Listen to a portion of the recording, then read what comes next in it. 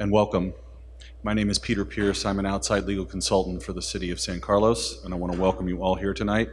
And on behalf of the city, I want to thank you for taking time out of your busy schedules to be here tonight to share your views. The purpose of the meeting tonight is to gather information from all of you in the room and hear from you as the City of San Carlos decides whether to regulate retail establishments that sell firearms and to what extent to regulate if they decide to regulate. The meeting is going to be conducted with a short PowerPoint presentation to begin with, and then we will hear from you all. If you are going to speak, please fill out a speaker slip. They're available at the table when you come in. And if you want to provide comments, please fill out a white comment card. And if you have any questions, I think we'll probably be able to address questions this evening. Please fill out a question card, and we'll get to questions at the end of the evening if we can. If we're not able to get to questions, you could submit them in the box at the table, and those questions will be answered online. So what I'd like to do is I'd like to briefly introduce the speakers tonight. Immediately to my right is San Carlos City Attorney Greg Rubens. To Greg's right is San Carlos Community Development Director Al Savay, and to Al's right is San Carlos Police Chief Mark Dury. A bit of logistics before we get started. The restrooms are down the hall behind the vending machines. There is a water fountain out here. You can't go out these doors to the right, so you'll have to go out the front door here and circle around the building. The water fountain is immediately up the short set of steps there. There's also a water vending machine in the back. So a few ground rules tonight. The meeting is being recorded. Please come to the microphone at the front of the center aisle to speak and speak clearly. Please do not interrupt any other speaker or loudly react to the speaker. This is an open forum, and all opinions about gun regulations are welcome, but please keep your comments on the particular topic. Please keep your comments to 5 minutes or less to allow everyone to speak. We anticipate that more people will be attending than are here now. I understand traffic is quite bad and people are having trouble finding parking, so I anticipate we'll have a few more people. The meeting must end at 9 o'clock so we can clear out the venue per our agreement with the high school and the high school district. And before I go any further, the City of San Carlos would like to thank Carlmont High School and also the Sequoia Union High School District for their hospitality this evening and letting us host this community meeting. So at 9 o'clock, please make your way off grounds as timely and as safely as you possibly can.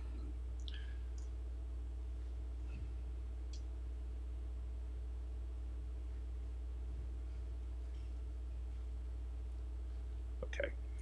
The purpose of tonight's meeting, I'm just going to go into a little more detail. The city received a request from Turner's Outdoorsman to open a firearm retail establishment in San Carlos. That was last fall. Due to concerns from community members, the city council adopted a moratorium on retail establishments that sell firearms while the city studies its options for regulation. Tonight's meeting is, the real focus of tonight's meeting is to hear from the community, to hear from you on options for firearm zoning and health and safety regulations.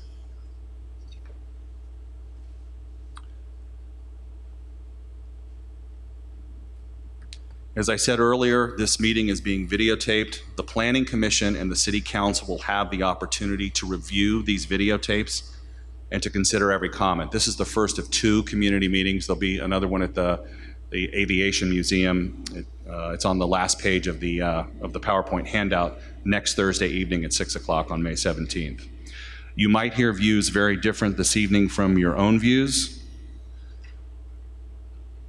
Please be respectful of all speakers and do not interrupt any speaker. I know I'm repeating myself, but I think that's important. And it is important that the Planning Commission and the City Council be able to hear everything that is said, so please speak clearly into the microphone. I'm just going to talk very briefly about general legal considerations. The law involving the regulation of firearms in our country is extremely complex, as I'm sure most of you know. Federal law and state law impact what sorts of regulations cities and counties, local government agencies may adopt. Generally, cities have broad zoning authority, but that authority is subject to certain limitations. Tonight's meeting is not a presentation about zoning law, but a chance for the city to hear your input on policy. There will be plenty of time for the city to engage later in any legal analysis of its options accordingly. Please do not ask questions that call for a legal opinion. We're really not here to talk about the law. We're here to hear what you feel the city should do. That's of primary importance this evening. So I'm going to turn the microphone over to our Community Development Director, Al Savay, who's going to talk a little bit about the city's current zoning regulations. Thank you very much. So I'm going to talk a little bit about zoning, just to give you a framework about city regulations. And let's start with what a permitted use is. And essentially in cities, cities allow for certain types of uses in certain parts of the city to be permitted by right.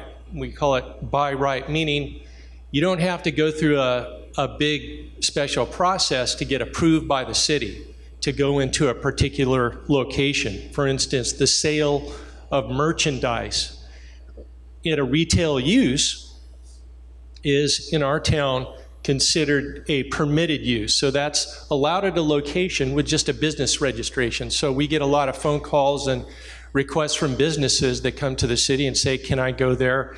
And we essentially have a list of uses, and if you're a retail use that sells general merchandise, you're a permitted use. However, there are some types of uses that communities or cities determine might have special circumstances or operating characteristics that should have greater discretion. And these businesses, they might be a noisy business or something that could have an impact on the community, and thus the community says that, okay, we should have more discretion, and we should have the ability to try to mitigate any potential impacts of that particular use.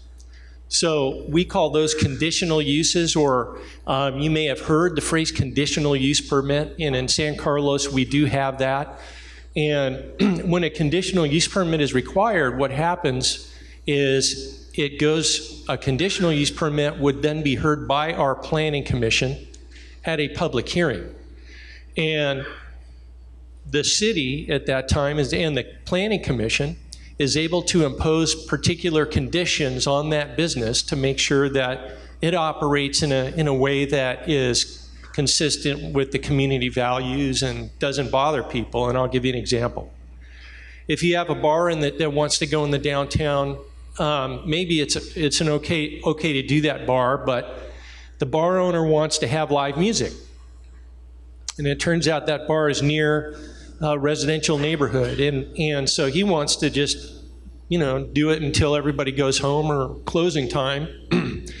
But communities understand that, hey, if you put live music next to a residential neighborhood, you're going to have issues, inherent conflicts, right? So this allows the city to say, or the planning commission to say, hey, wait a minute, we're going to ask you to, maybe it's okay for you to do that within certain conditions, like if you stop at 11 o'clock at night. So that's just an example, a quick example.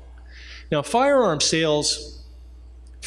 retail stores are currently considered a retail use, a general merchandise retail use in our community.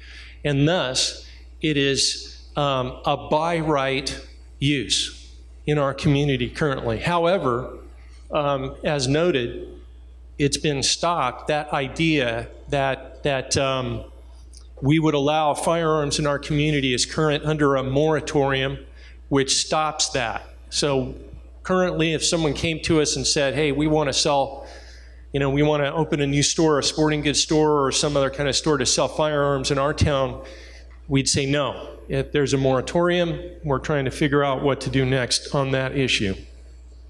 What I thought I would do is show you parts of the town, parts of our community where retail uses are permitted. And this is just a map of our whole city, as you can see, and there's a bunch of different colors there. Let me see if I can use the pointer here. You see all those colors. So knowing the city, This area here, along here, this is El Camino Real, located here. Can you see that? Can you see me moving that on the screen? Oops. This is El Camino Real, and this is Highway 101. And here's our downtown. This is Laurel Street, this G area, that's a gateway. That's San Carlos Avenue, and we have our historic depot there. And all that purple area and the red area, I mean, historically, we all know that that's all the commercial along El Camino that's been there for decades. And in our downtown, all retail uses have generally, in towns like ours, they started at the train station and then they kind of grew out away from the train station, down Laurel Street, down El Camino Real. And we also allow retail uses out by the freeway, as you know. We have Best Buy, the San Carlos Marketplace is out there. We have REI, West Marine. There's lots of retail uses that are out there now. And so retail uses are permitted and are historically existent, right, in our town, just like they are in towns up and down the peninsula in these areas. So we're pretty familiar with where we shop and things like that. So that's just a general map of San Carlos. But what we did further is we kind of drilled down a little bit on this map. And what this map shows, and on the left-hand side of the screen, you just see the zoning, we call them designations, like areas where we say, okay, this part of the city is mixed use North Boulevard, meaning North El Camino Real area. So those are the different zoning categories. What we did is we broke out the areas and showed on a map where retail is a by right or permitted use. And so you can see, as I discussed, all along El Camino Real and San Carlos Avenue, here's the train station right here, and all the way up. These are and this is Laurel Street down in here. These are the areas where retail historically has been a permitted use for decades. Also out by the freeway, you have the shopping center out here. You've got Lucky's and Home Depot and other uses out here. So those yellow areas, just to give you an idea of where retail uses are a permitted use in our community. And that concludes my part of the presentation. Good evening, everyone. Chief Mark Dury with the San Mateo County Sheriff's Office, and I'm in the San Carlos Bureau. And I'm going to go over a little bit of what our training, what our protocols are, on how we respond to calls and how we deal with calls for service. The San Mateo County Sheriff's Office frequently trains to respond to active shooter situations. We do it both in school venues and in retail venues and any kind of venue that we think a school shooting would happen or any kind of active shooter incident would occur. We have a county protocol within San Mateo County where we all law enforcement officers, it didn't matter what police department or sheriff's office, we all train together, so we have the same kind of training. We can all operate together when an incident occurs, when any kind of dynamic incident occurs. We have a protocol and we train together, as I said before, and when we respond to these threats, we immediately enter the venue. We go on scene, we develop a plan, and we go in there to neutralize the threat. We have different teams that go inside. We have contact teams, rescue teams, but we go in there to stop the threat. As far as the Sheriff's Office is concerned, we have a very good school resource program, and we do a lot of threat assessment. We do it continuously at all our schools. We have school resource officers that are in our schools continuously, talking to parents, students, teachers, and if there's any kind of threat or uneasiness, we'll investigate it to its fullest extent to make sure that we can get ahead of any kind of threat or any kind of issue in any kind of school. I'll give you a couple examples, like on some different incidents we occur where we find firearms, any kind of domestic violence incident, and any kind of resident or any kind of venue. We'll investigate that. Obviously, we have a domestic violence protocol on how we investigate it and how we take people into custody and investigate it even now and through our detective bureau. But in every domestic violent incident, the law states that we have to collect all the firearms from that residence, just in case it the residents or the people inside, as far as the husband and wife or anyone in the residence, we take the firearm, and the only way for them to get the firearm back, it has to be released by a judge. As far as any kind of mental health issue, say if someone is deemed a danger to themselves, a danger to others, or is gravely disabled, if they have a weapon or anything like that, we will put them under a 72-hour evaluation. And we have protocols, and with the Penal Code and Welfare Institution Code, we'll collect their weapon as well. With that being said, the only way for them to get the weapon back or any kind of firearm back is, again, through a court order, through a judge. And the individual will have to go and tell the judge why they can get the firearm back. Basically, the sheriff's office, we're very proactive within the community as far as the schools and various high incidents or high stress or high dramatic incidents that we handle within the community, and collecting firearms and making sure that the community is safe, and following our protocols, and collecting those firearms and making sure that everyone is safe. All right, thank you.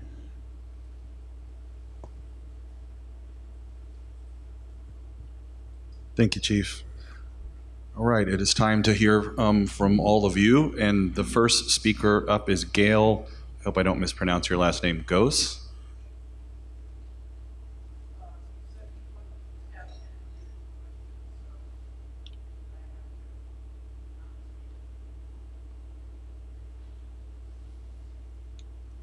You want to? Could you use the microphone, ma'am? This is being recorded, and this will help the Planning Commission and the City Council members in their deliberations. You said we can't ask any legal questions, but I found that I have an article here from the paper that says that California outlaws bump stocks and restricts assault-style weapons, and has banned sales of magazines holding more than 10 bullets and assault rifles that can rapidly be reloaded. So my question was, if you approved the new store that will sell guns, would you abide by California law? I assume the answer to that question is yes, but we're not here to discuss legal issues tonight. I mean, all cities are duty bound to follow California law, of course, and I think we'll just leave it at that. We're here to talk about tonight, of course, is the city's zoning authority and how the city might exercise that authority. But thank you for your comments. I appreciate it. The next speaker is Duncan Stewart, followed by Susie Brown. I just had a question. The title, Firearm Regulation in San Carlos. And I understand the zoning part, right? That's pretty straightforward. But it also asks about health and safety regulation. Does that expand into any additional type of gun control that would infringe upon our Second Amendment rights? The health and safety part really gets into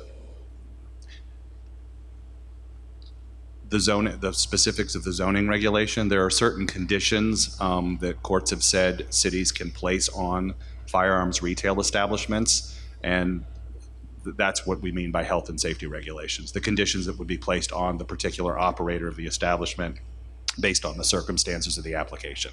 And that can vary, sir, just depending on the circumstances. Thank you for your question.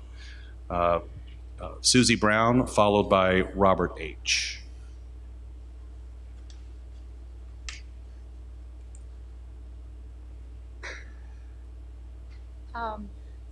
I just wanted to say that my own, what I would want would be for the moratorium to continue, is one thing, and to have the zoning of guns selling establishment, gun retail, changed to the one, so it's not permitted, it's, the community has to have a discussion about it first. And I say that because of the horrifying violence that we've all heard about last year in schools and in public places. And I also just wanted to say my own reaction. I think there is a gun store on El Camino right now. It's been there for a long time. I've in San Carlos, and I've passed it for years, driving back and forth on El Camino. And when I'm married now, but when I was single, and even still, when I would pass it, I would get a jolt of adrenaline, in my case, fear, just to see the word. And I've given thought to just that jolt of adrenaline. In another person, it might not be fear, it might be excitement. And that concerns me. It's a very peaceful town, and I hope it will guard the peace as much as possible. Thanks. Thank you for your comments. Robert H., followed by Igor Piryazev. Hi. So I had a question that I had submitted first, and part of my comment is I guess, critical to that question, which is when the moratorium was originally established, I'd just like to know what was the specific problem that was being addressed. That was never made clear by the City Council at the time that moratorium was voted on. So if this council could address what the problem was, that would be a good first start, or what the problem that they're trying to solve with the moratorium was. Well, I think the people who weren't here, I'm Greg Rubens, I'm the city attorney for San Carlos. The moratorium was put in place pursuant to the standards of state law for urgency ordinances. One way you can enact an urgency ordinance is to impose a moratorium, which is a temporary stay while the city studies an issue. And in this case, based upon the public comments that we received, the public was asking the city to explore its alternatives from a zoning and health and safety perspective. So the council, at a public meeting that was duly noticed, made findings that there was an urgency and that the further study of the issue was required. And so the council imposed the moratorium, and then it extended it to... So the problem was an urgency. It was an urgency. Yeah, it was. If we didn't impose a moratorium, then the store could have opened, Right. and so it's within the town's right to study an issue before something irreversible happens. So the urgency is that if that store went in, it would be irreversible because they would have been in place with a permit at that point. Okay. So a gun store opening in a town that already had a gun store was going to be the problem. I mean, I'm just answering your question. All right. So my comment, I believe the moratorium by the City of San Carlos City Council was placed as a rather strict and overbearing solution to a problem that I don't think exists. From a health and safety perspective for the City of San Carlos, I'd like to propose an alternate proposal that has a very distinct timeline and should have very clear outcomes in terms of the overall city experiment. Those of us that may legally carry a concealed weapon in the state of California typically cannot do so because we are not granted a specific cause by the local law enforcement offices. If the City of San Carlos City Council were to allow, let's say, 5% of the population within San Carlos, by dictate of the City Council, to qualify for those concealed carry permits, we would, by default, increase the number of people on the streets of our city that are willing to partake in any sort of violent problem that occurs. All concealed carry permits in the state are only valid for 2 years. This would be a very clean 2-year experiment. The law enforcement would not have to renew those permits, but in that 2-year period of time, I think the city would collect a very interesting bit of crime statistics in terms of how many times those people were involved in helping prevent a potentially more violent occurrence to happen. And It's just a proposal. I think if we're looking at extremes, I believe the San Carlos City Council needs to consider extremes on both options, not just banning something outright or taking the rights of a legal business away. Thank you. Thank you for your comments. Igor Piryazev, followed by Melissa Damon. Good afternoon, and thank you for giving me the time to speak. Just wanted to preface, I grew up in the area. I went to this high school. Lived in this particular area for 25 years, ever since we came to the States as refugees. Always found it to be a very welcoming area.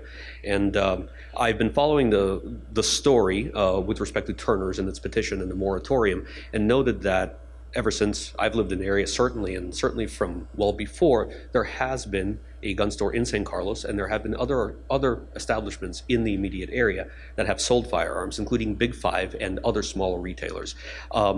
What I didn't understand from the story, and what I'm not hearing from this panel here, is whether there's a particular reason to impose additional restrictions on the sale of firearms in a state that regulates firearm possession, transfer, ownership, manufacture in the most restrictive way out of any state in the union. Is there any reason that you see that requires San Carlos as an entity to add further regulations to an establishment that caters to firearm use and firearm purchases and things in that realm?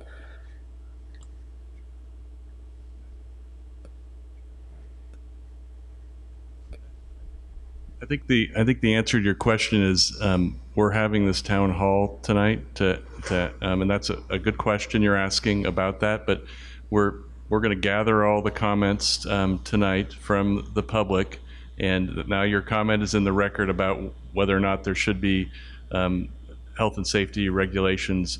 There is an issue of just kind of in the background. I mean, there's preemption. I mean, there's certain things that we cannot do as a local government. That's part of the thing that we're exploring in reviewing the zoning issues and the health and safety issues. Preemption includes the comments that the resident made about the size of the magazines and things of that nature. A lot of those things have been preempted by the state. Correct me if I'm wrong on that. That's correct. And so we're limited in a lot of ways, but there are areas that we do have some local discretion. So the purpose again of this meeting is to hear from everyone. Everyone's comments are welcome here as we formulate what would be something that the city council, the planning commission, and then the city council might consider in the future. I appreciate your answer, and for the record, I wanted to state that in my view, and since this is a community discussion, in my view, I don't think a moratorium is necessary. I think it's unduly restrictive, and I don't think it provides for any more health and safety than our state laws already provide. Thank you. Thank you for your comments. Melissa Damon, followed by Darren Myers.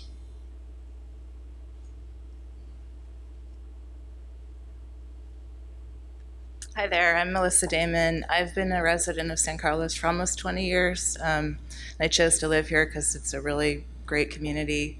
I now have an almost 10-year-old son who goes to a elementary school, where they get to do lockdown drills and practice what to do if there's an active shooter. So that's obviously a big influence on me. I understand that our firearm laws are very complex and very charged. I guess the question I had is, can we decide that firearms merchants should be required to get a conditional, count as conditional rather than permitted? The answer is yes. Cities have that zoning authority to require firearms retailers to get a discretionary approval. Oh, I'm sorry. Pardon me. The answer to that question is yes. Cities have zoning authority to require a firearms retailer to get a discretionary approval. Okay, because from the outpouring of public commentary at the city council meeting, I think it's clear that people in our community would like to have some say as to what kind of merchants are in our community. And then I guess maybe the state law would preclude what types of firearms can be sold in a store, because the people who came from that store were talking about sportsmen and people who like to go hunting. And I really don't have any problem with that kind of sale, but it's the, firearms that are meant to shoot people and, meant to shoot a lot of people. I really think we shouldn't sell those in our community. And if we have any say in that, I think we you should listen to the people and try to prevent, school shootings. And so anyway, thank you. Thank you for your comments. Darren Myers. Can we ask the people to speak in the microphone a little bit closer? We can't hear back here on either side. Thank you. Thank you, sir. Please, just for the record, speak into the microphone so everyone attending tonight can hear your comments. Thank you. Longtime resident, grew up basically in the San Carlos, Road City area. For the record, I have no problem at all with another gun store opening in the area. I do have a few questions though. If one does open, are they required to install ballards and things like that to prevent theft or any of those? You hear about cars, a lot more break-ins to gun shops. So a lot of cities are requiring extra protection, in front of the windows and those kinds of things. There are cities that require anti-theft devices and sort of what we referred to earlier as health and safety regulations, and that's what the Planning Commission and the City Council will be studying. Okay. That's what in particular would be adopted if they decide to regulate in this area. So currently there's nothing on the books for that? That is correct. Okay. That's correct. Thank you. Thank you for your comments. Maureen Svensson, followed by Susan Tatum.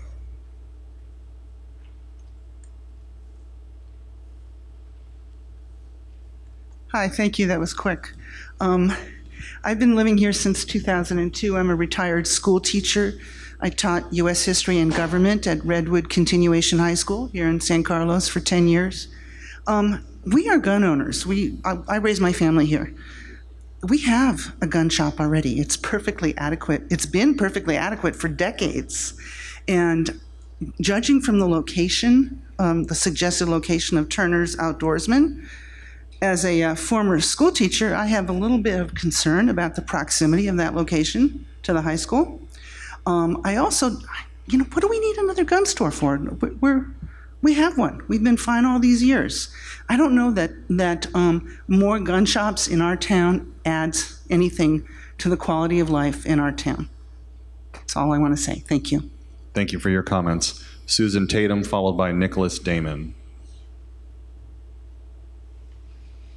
Hi, I've lived here since 1986, and I was in favor of the moratorium, and I am in favor of not having additional gun stores. I have no wish to take away the gun store that already exists, but like Maureen, I don't see why San Carlos needs another gun store.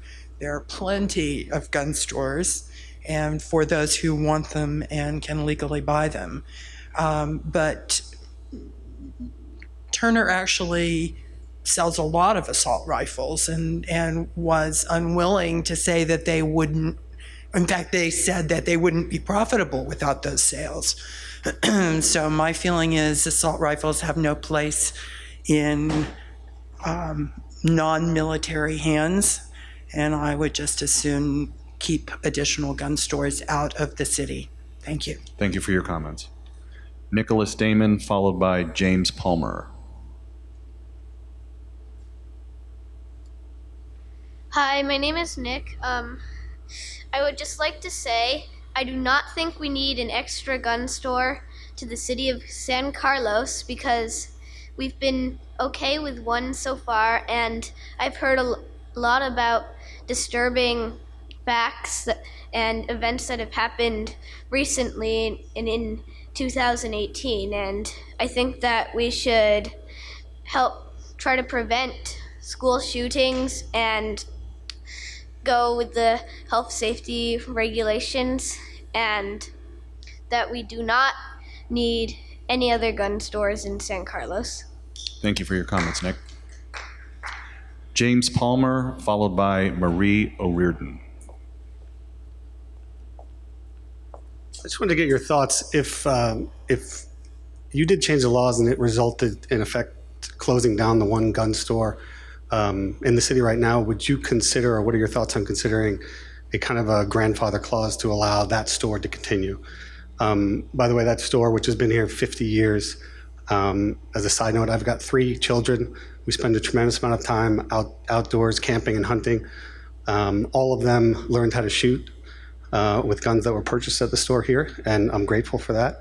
But I'd love your thoughts, because in effect, some of these laws would potentially shut that store down, which has been here for 50 years and paid taxes. So just curious on your thoughts. That is a question for the Planning Commission and the City Council, and you are now of record giving your view to the decision makers here. They are the ones who will decide whether something should be grandfathered or to consider that, but that's a factor that you have put into the public record. Yeah, no, I understand that, but you guys kind of have influence. I'm curious, and I think people here would be curious as to what your position is or your thoughts are. I think my thoughts are probably irrelevant, and I'm not really sure how much influence I have. I don't know if you want to say anything, Greg. Well, I think what you're stating is the general rule of zoning, that when a business has a vested right to be at a location, it has a vested right. So any ordinance that the council or the planning commission might consider would have to take that into account. It's an existing business. It has a right to be there, even though when it was put in, it didn't require a use permit. But it has now a right to be at that location. And so that's why the moratorium doesn't affect them. The moratorium is only new businesses. No, I understand the moratorium doesn't, but if this results in then, I don't know, let's say you have to put X, Y, Z in front of the store, and you have to do so-and-so to your security system, and that's cost $500,000. Maybe they don't have it, maybe they do. Mm-hmm. But if it does, and that puts them out of business, I'm curious as to what you think about that. Well, I think maybe even I'd love your thoughts, because I've been in the store many times where there's numerous police in there. Any thoughts that you may have? I mirror the comments of Attorney Rubens.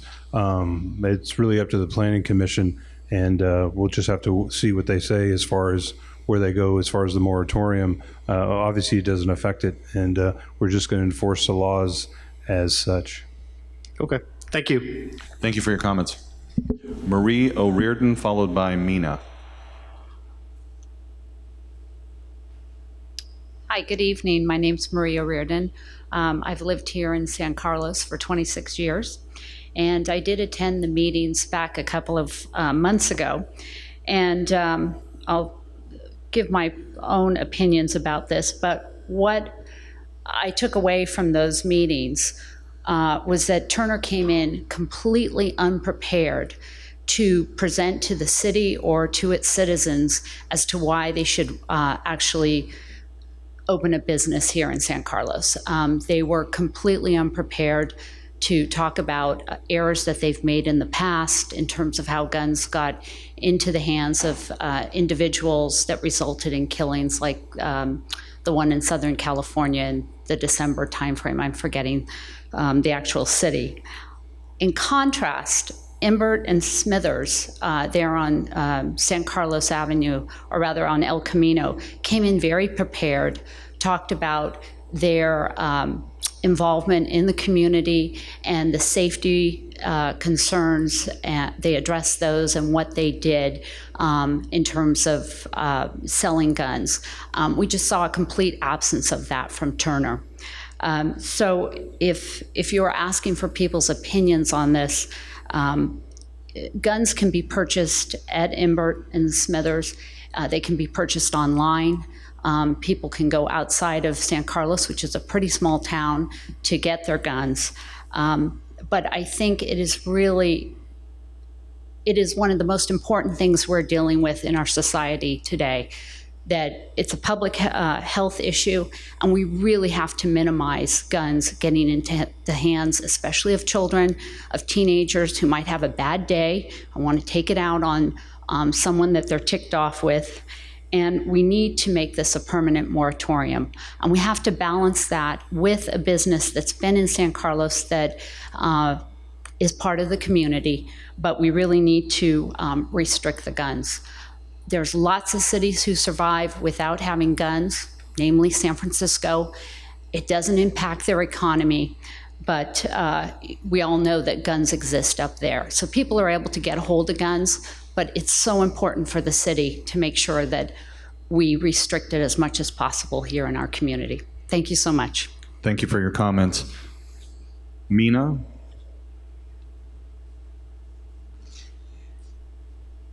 Hello, my name is Mina and I live in city of San Carlos and I really love it and I wanted to keep it safe. And we already have one store and I don't understand why there must be another one for this small city like San Carlos. As our beautiful little boy in blue said, there is no need for another gun store and I 100% opposing it. I don't know how many people should die for us to understand we do not need another gun store. City with size of San Carlos, it's just beyond my, I can't understand why we need another store. In a society with no regulation that people can go and just buy, and then when something disastrous happen, all we hear is that person had mental problem, and there is no regulation. Anyone online or just walking to a store can, as long as they have the money, can get the store. We don't need another, get the gun. We don't need another store in San Carlos. We have to stop selling gun. It must be a permanent moratorium. Thank you so much for your time. Thank you for your comments. Ken Lund, followed by Bill Meekum. Hi, I've lived in San Carlos since 1992, and it's a wonderful place to live, and I want to keep it that way. I'm a retired ER physician, and I've seen as many as 13 gunshot wounds in one 12-hour shift in another place that I once worked, and I do not want to see any more. So I'm in support of making the moratorium permanent, and I don't think we need another gun store in San Carlos. Thank you for your comments. Bill Meekum, I hope I pronounced that right, followed by Ann Rojas. Yeah, I'm here in support of having another so-called, what you guys are calling a gun store. It's a sporting goods store. Yeah, they do sell guns, but it's a sporting goods store. They sell more than just guns. They also employ people. And that's one of the issues that I have with this is everybody's casting a negative net on these guys. And in fact, they put out a lot of money to do all their prep work.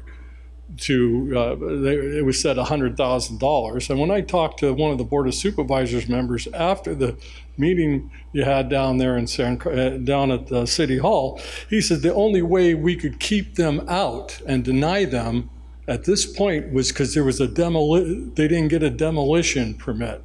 Now, they weren't tearing the building down. The facade remained the same.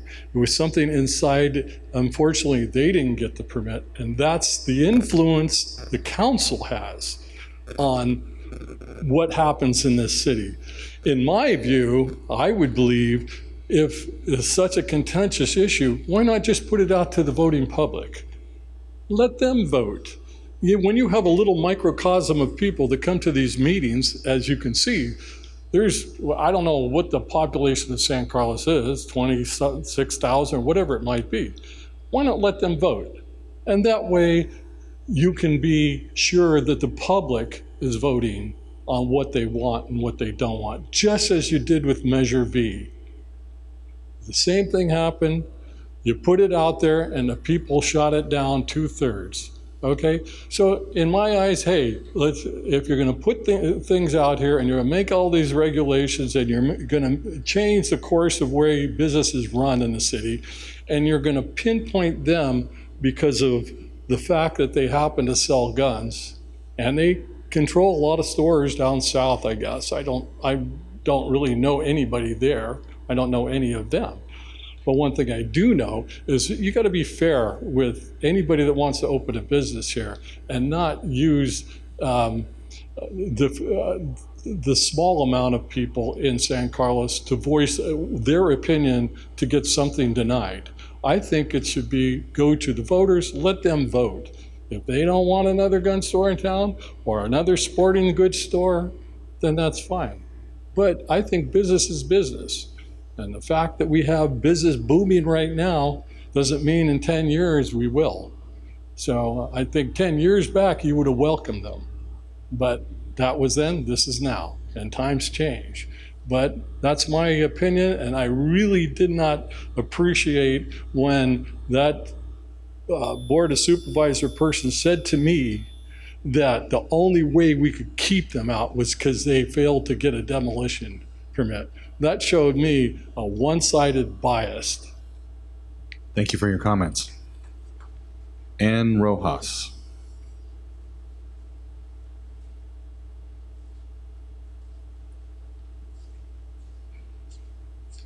I just have a comment. We've had 2 city council meetings with lots of people. The chamber was overflowing. I went to both of them, and I feel like, I should say there was a lot of opposition to the Turner store. When I came here tonight, I mean, a lot of us didn't feel like we needed to come yet again. I've been here twice. Lots of people have spoken on this issue, and I'm kind of upset that we're coming again. That's why there's not that many people here. Everyone went to the first 2 meetings and said what we had to say. And I'm wondering, do we need to bring everyone back? I mean, some of my people who came before, my friends, were out of town for this meeting. Some people have Thursday commitments. It's not so easy to come to these things, as someone was alluding to. I mean, I feel like I've just wasted my time and had to come here again. The first time I've spoken, because to me, everything was said at the last 2 meetings.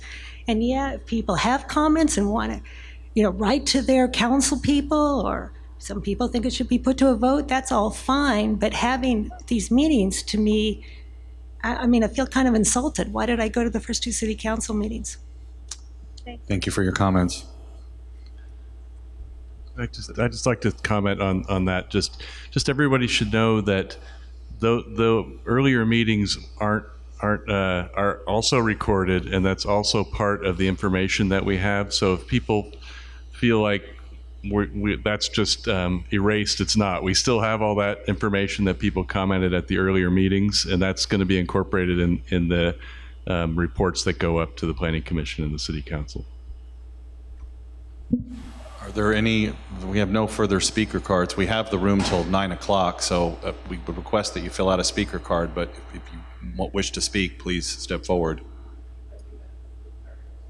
We're going to get to the questions. I just want to make sure everyone who wants to speak has a chance to speak.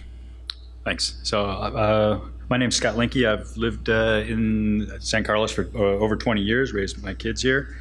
I'm against the additional sporting goods stores that sell guns, I'll put it that way. I think there's plenty of ways in this area to buy a gun. Like I said, there's an existing store that's been there for a long time.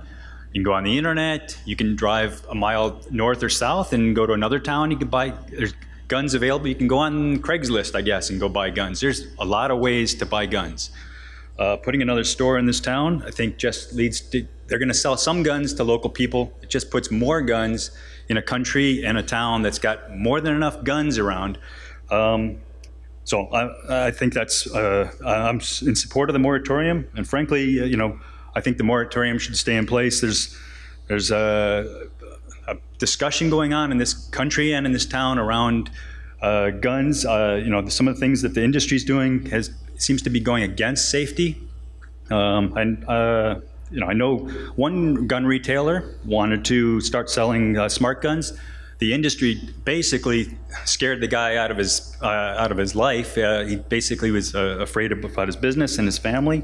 Stopped even wanting to go sell smart guns, which are available.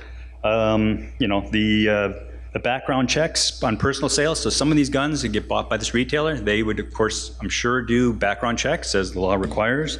But those guns that are in personal people's hands, then can be sold to unstable people and other folks without any control. Even people that are on the no-fly list, you've heard all about that those people can still buy guns. They're not allowed to fly on an airplane as a passenger, but they can go in and buy a gun. until we get some of these issues resolved, I'm not in support of this. I do agree with somebody that's on the exact other side of the issue, that perhaps one way is that we do a community vote. If any sporting goods store that wants to sell guns wants to open in our fair city, that we put it to a public vote. I'm confident that people will reject that, but maybe I'm wrong. Thank you for your comments. Any other speakers? I'm sorry to take up your time again, but if I may address a couple of things that were said. First, I was a little bit concerned to hear your response with respect to how this moratorium would affect Imbert and Smithers. It sounds like you haven't decided yet whether a store that has existed there for half a century would be immune from, let's say, a taking by the government, should your zoning regulations change. And that's concerning to me, and that's one of the reasons I'm against this moratorium. That's actually one of the reasons I came here today. Like I said, I've been part of this community for a quarter of a century. I've been to that store many times. It's one of the things that provides for gun safety in our community, that is having a store that is part of the community where the people who work there are knowledgeable. They're not just clerks, they're people who watch out for safety and for safe practices. But I also wanted to address a couple of things that are inaccurate, which were said today. By way of background, I'm an attorney with 10 years of practice. I'm well versed in the law surrounding this. It is not true that you can buy guns on Craigslist in California. That's false. 100% of all gun purchases in California must go through a background check. It doesn't matter whether you're buying it at a store. It doesn't matter whether you're buying it online. They have to go to a store. They have to be delivered to that store. And you must still go through a 10-day waiting period and a background check in order to obtain your gun. Private transfers in California are not without a background check. So that's simply not accurate. All of those regulations still apply. And to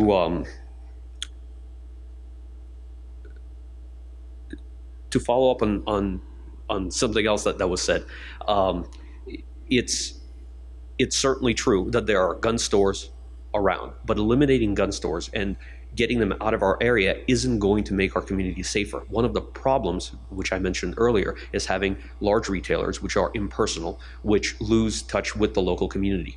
Eventually, if you drive out mom and pop stores like Imbert and Smithers, you're going to have nothing but big box stores. And when those stop selling guns, we're just not going to have access to knowledgeable individuals who are actually able to provide for community safety. That's the rest of my comment. Thank you. Thank you for your comments. Okay. Oh, certainly.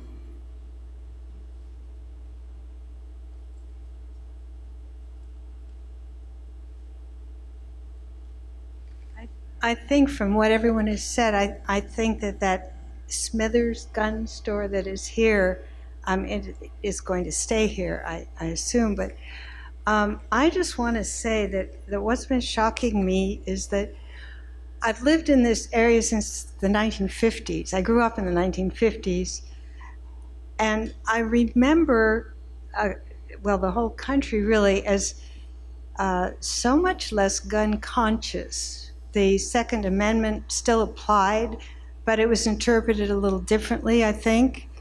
I've read the background on when the NRA became more pro-gun, and I think it had to do with the shift in our society from a great interest in hunting, and then when the land for hunting began to disappear and the opportunities for hunting were reduced, the gun industry was threatened, and the National Rifle Association, I don't know, maybe I shouldn't bring them in, but I think that's when they began to really push this personal ownership of guns.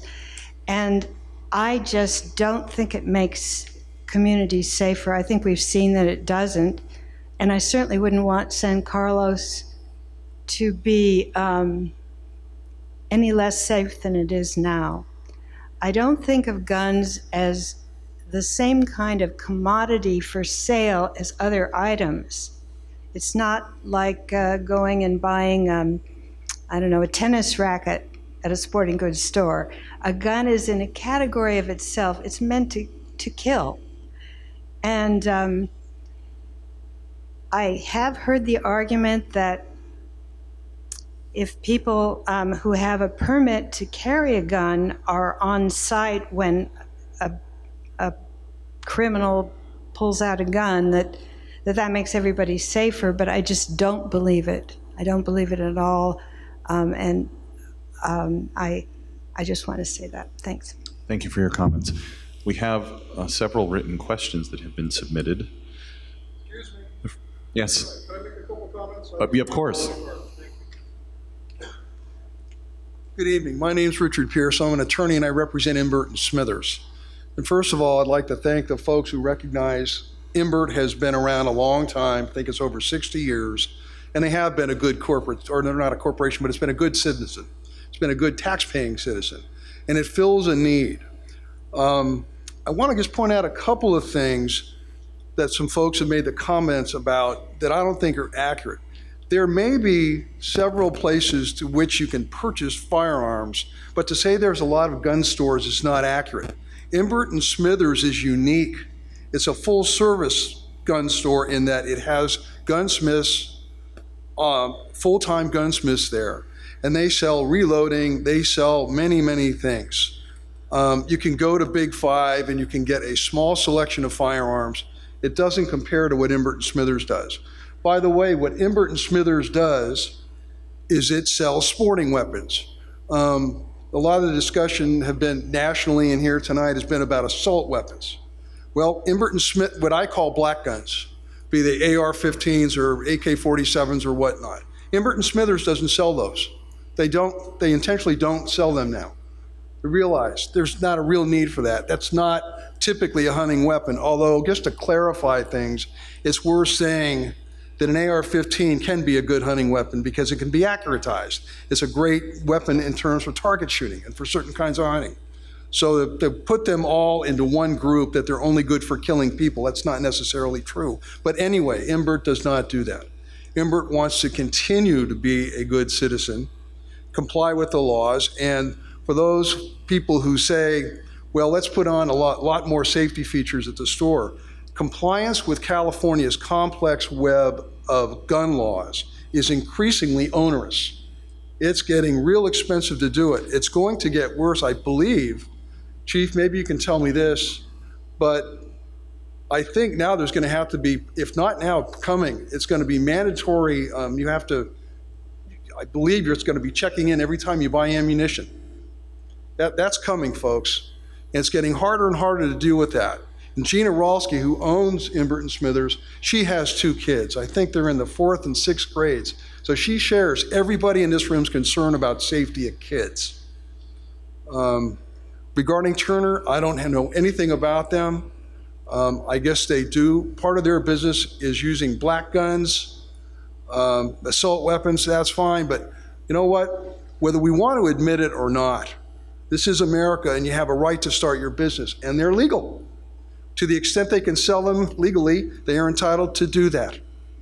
And I have to agree, well, a lot of folks maybe in this town aren't very familiar with hunting. And let's face it, on the peninsula, there aren't as many as, say, somewhere in Iowa or Missouri or elsewhere. There are a lot of people here who do like to hunt. They do like to shoot. Just remember them, too. They need to be serviced. Thank you.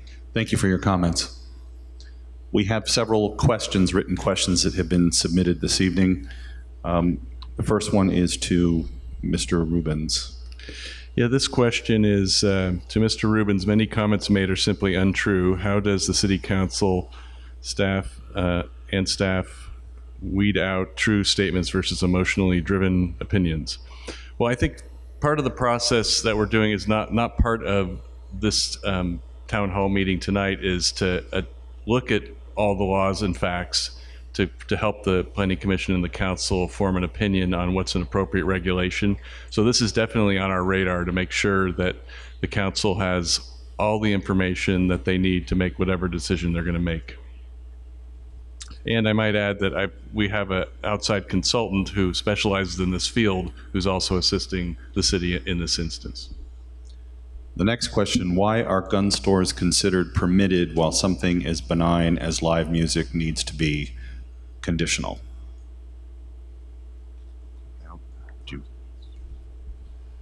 Well, I think I'll take this one. This is one of the things I think that we recognized when this whole issue came before the council is that we did not have any kind of use permit requirement for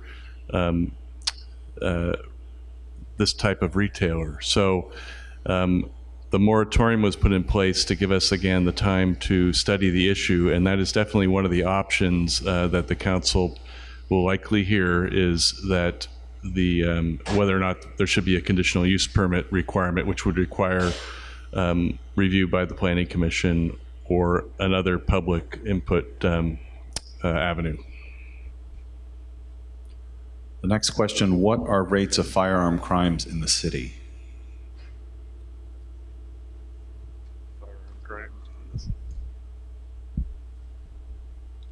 As far as firearm crimes, we've had 8 robberies to date, and 2 firearms were used in those robberies, and both of those crimes have been solved.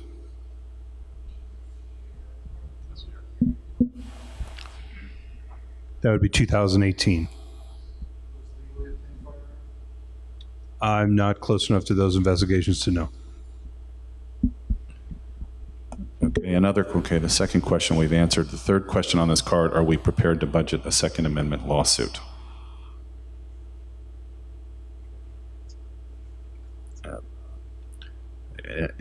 Yeah, that's a question for another day, depending on what happens. Can current zoning as permitted for firearm sales be changed to conditional? I think that's the question that the Planning Commission and the City Council are studying, whether as a policy matter that should be done. The legal answer to that question is yes. Can the moratorium on new stores be permanent? A moratorium by state law cannot be permanent. Moratoriums last initially 45 days, and then can be extended 2 times. The first time 10 months and 15 days, and then a second time for another 12 months. So they cannot be permanent. At some point after the city completes its study, a permanent ordinance will have to be put in place by the council or not. Will anyone from Turner's Outdoorsmen be at either community meeting? Well, they were invited, so they know about them. Whether they're going to attend, I do not know. I haven't heard one way or the other. What evidence is there that lawfully operating retailers selling guns contribute to crime in California? That's a question that could take 2 hours to answer, so we're not going to answer that question. Is there a record of increased crime when Turner stores open? I do not know the answer to that question factually. What sort of a record does Turner's Outdoorsman have regarding firearm security and theft? I don't know the answer to that question. How many guns used in crimes are traced to their stores? Do you know? I think the last 2 questions, we did hear some testimony about that by some residents, and I'll have to look back at the tape on that. And we did take a look at that, but I think that was one of the issues the public brought up at the moratorium. Okay, this question we've answered. How many firearms have been collected, confiscated in San Carlos per year over the last 5 to 10 years? Periodically, the city attorney's office and the sheriff's department, and before that, the police department will confiscate weapons from a domestic violence incident or a mental health incident. I don't have the number tonight, but they do happen. We may be able to find that number for the next town hall meeting.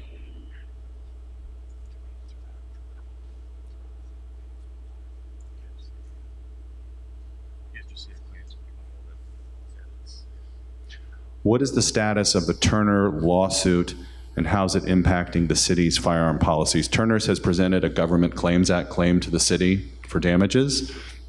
The city has not acted on that claim, and no lawsuit has been filed.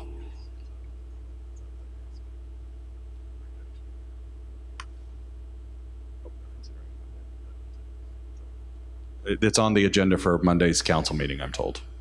That is all the written questions that we've received and all of the speaker cards we've received. Is there anyone else who wishes to speak?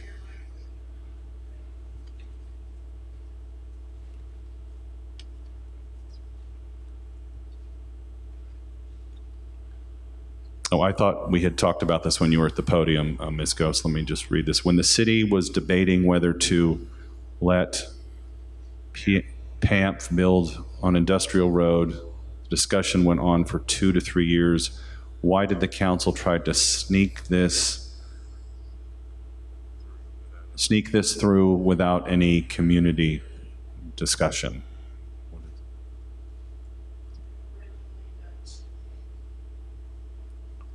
Oh, you mean on the moratorium? Is that what you're... Would you like to come to the microphone just so we get your comments recorded? We ended up with those council discussions because people found out that the council had approved the store, and many people became upset. And we never had any community discussion before the council approved the store. I mean, there is now. The council did There not. is now. The council did not approve the store. Who approved it? The planning commission? It was not approved. They, as was mentioned earlier, the Turners signed a lease for the property and then did some demolition without getting a permit and put signs up on the store location that they intended to open, and they did not have any permits to open that store yet, and they did not have a business license yet. So what happened was the signs went up, and then the public saw that, and then the public came to the council and brought it to the council's attention. Okay, thank you. Thank you all for coming this evening. You can go to the city's website at www.cityofsancarlos.org and go on to Shape San Carlos and complete a survey about this topic until June 15th. Planning Commission and the City Council will take into account responses to the fairly comprehensive survey. The city is going to have another community meeting, as reflected on the screen behind me, at the Hiller Aviation Museum. That is next Thursday evening, May 17th at 6 o'clock. There may be more meetings as this moves through the city process, including the Planning Commission and the City Council. And you can find more information about the topic on the city's website as well, the website that I just announced. And thank you all for coming. Yes. Please come to the microphone.